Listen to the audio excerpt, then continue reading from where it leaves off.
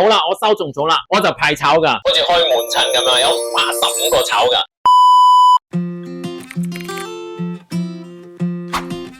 老師啊，我想話俾你哋聽咧，之前我唔敢買冬蟲草啊嚇，嘅原因係因為我哋有好多嘅朋友咧都話買冬蟲草咧，佢哋係踩坑啊，OK，踩落坑，因為點解咧？就係第一樣嘢就係話，佢哋發現到咧有一啲冬蟲草咧中間咧係用咗一啲竹籤啊，咁就連住咗佢哋，因為你成條嘅話咧，你係會比較值錢啲啦。咁喺我角度咧，你唔係好驚咯，你唔會知道其實接觸冬蟲草嘅人其實有幾多係靚啊，或者係值錢啊，或者對自己身體好啊嘛。係。咁我知道你係去到現場嗰度自己同西藏人去攞冬蟲草嘅。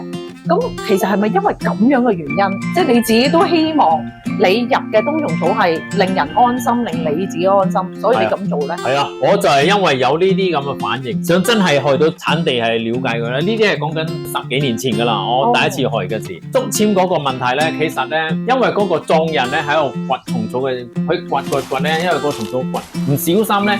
掘斷咗個蟲草嘅時咧，嗱，個蟲草仲係新鮮啊嘛，未曬乾噶嘛，佢掘斷咗個蟲草嘅時咧，佢呢度咧，佢袋邊咧就有啲竹籤噶，佢就即刻插落去，將兩條駁翻，都算係正常噶喎。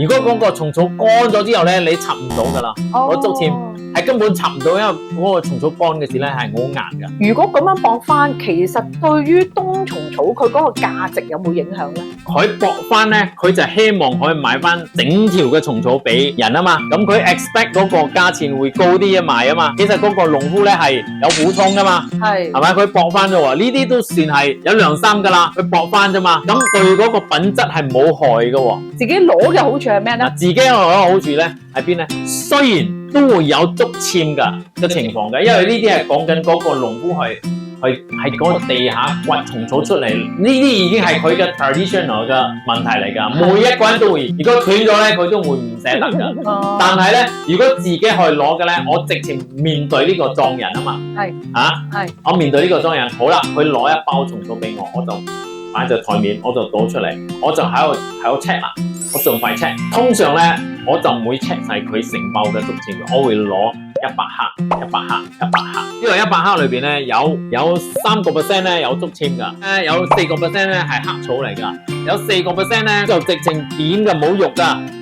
咁咧你就變咗，你就知道話呢一批嘢係咩價值？咩叫黑草啊？咁嗰個草咧就冇咁金黃色啊，比較黑啲。係咁，如果以前啊嚇，真係好唔好彩買到一啲好多雜質嘅冬蟲草，你咪要使好多人力時間去重新執過，然後排俾啲客。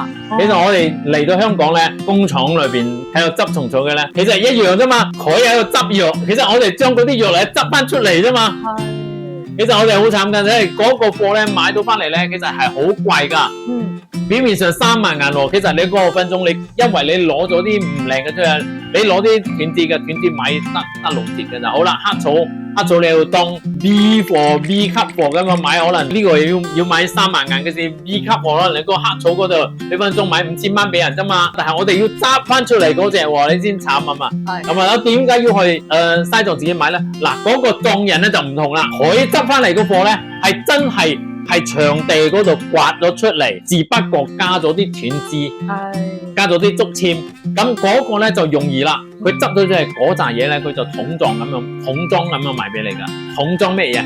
有大有細，有1000條噶，有5000條噶，一大細買俾你。咁我只不過咧喺度攞咗攞咗一堆，攞咗3、4堆或者5堆出嚟咧，我就係 test 到話呢個枝頭係幾多，呢個枝頭係幾多。咁啊，但係佢嘅貨咧係原生態啊嘛，係金黃色啊，同埋咧你摸落去咧全部係乾噶，係。同埋有一個好處咧，嗰個收咧，我就邀請咗所有嘅藏人嚟啦嘛，你可以睇嗰個相片裏邊，我企喺中間嘅，係咪？嗰個藏人全部圍晒，全部係 supplier 嚟嘅，間睇戲嘅人，好似係啊嘛。其實我係主角嚟啊，係，我當時主角嚟噶，我企喺中間啊嘛。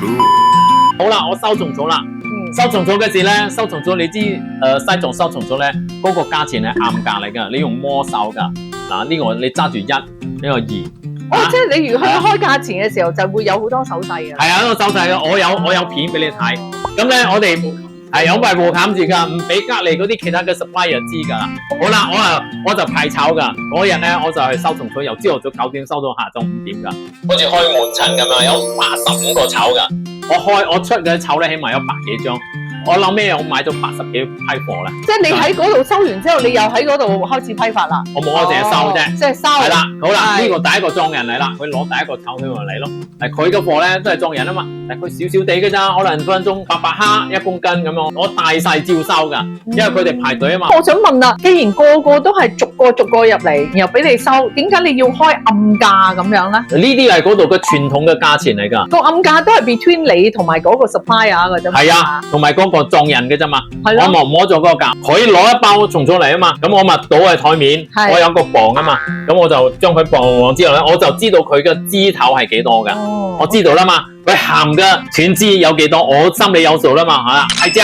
咁啊，大家摸下手咯，係咪？用啲塊布冚住咯，摸之後咧，哇！你嘅價錢太高啦，我咪還個價俾佢咯。哇！佢話你嘅價錢太低，唔得，我呢個你要唔要？唔要攞走 ，next。第二個係，其實嗰個價錢我還嘅咧，佢都會買俾我㗎 ，finally 好多一定會買㗎。我點解會喺嗰度買蟲草咧？我有好處啊！哎呦 ，buyer 得一個喎 ，supplier 有100個喎。你嘅氣勢係咪勁啊？梗係勁啦！你唔同係同中間人買㗎嘛，1對1咁樣，你有咩好處啫？你焗住你要買㗎啦。所以我而家明啦，因為排住隊嗰啲咧都見到你喺度摸手嘅。係啊，所以你就要匿埋摸手。摸完手之後咧，我仲同佢講話，摸緊手嘅時就講緊價嘅意思啊嘛。摸緊手先。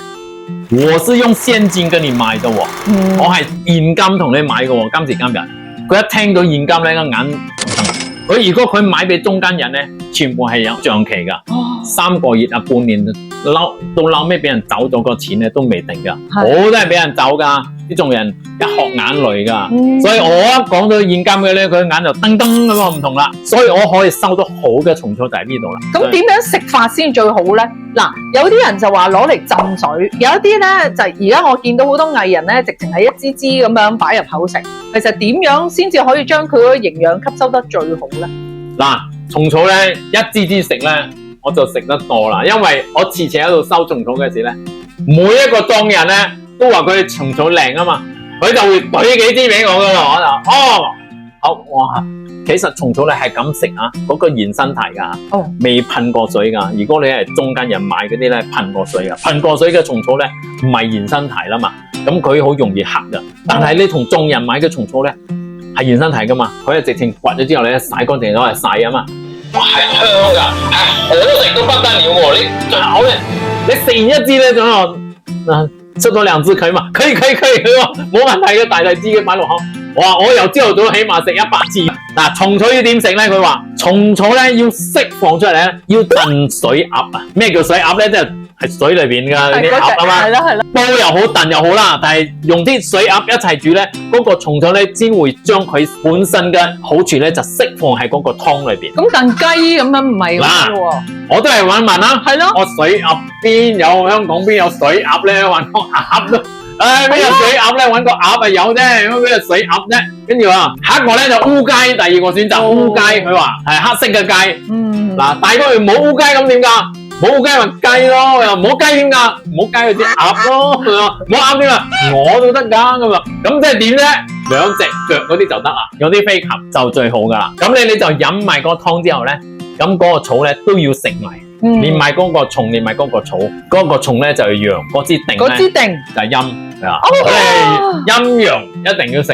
佢話咁樣講，好多人食蟲草咧，將嗰啲草咧就抌咗咗，佢話你就達唔到嗰2個後果啦。陰陽啊就係咁樣講噶。